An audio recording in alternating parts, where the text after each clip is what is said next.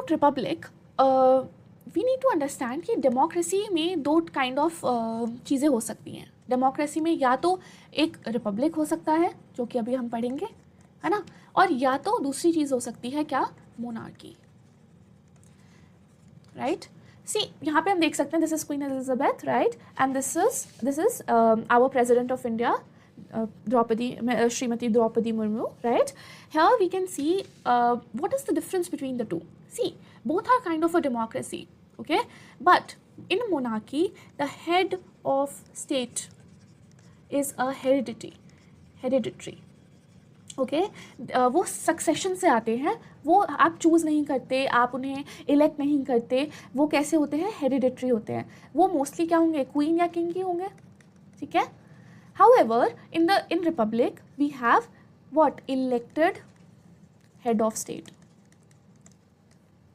Okay, either they are indirectly elected or directly elected, that does not matter. What matters is that they are elected, right, and for a fixed period of time. So republic means that you are elected, and they are always elected in a republic. So in India our president is elected. However, in Britain, ये जो monarchy का example है, this is of Britain, okay? All right. So I hope this is clear. Let's talk about what being a republic means. Being a republic not only means that you have an elected head of a state, it also means that जो आपकी political sovereignty है वो किसी एक single individual में नहीं है, किसी किंग में नहीं है, क्वीन में नहीं है, वो लोगों के बीच है. ठीक है. वो किसके बीच है, लोगों के बीच है, लोगों के पास है. ठीक है. एक इंसान के पास नहीं है.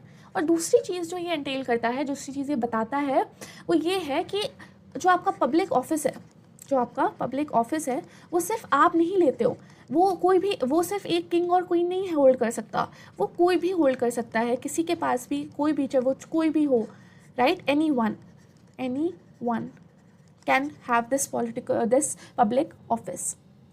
Okay. So there is no privileged class. इसका मतलब ये है कहने का. ठीक है. क्योंकि ये सबके लिए कोई डिस्क्रिमिनेशन नहीं है कि आपको इसी फैमिली में बॉर्न होना पड़ेगा तो ही आप इस पब्लिक ऑफिस में पार्ट जा सकते हो. नो. ठीक है. So this is what Republic means. See how important it is, right.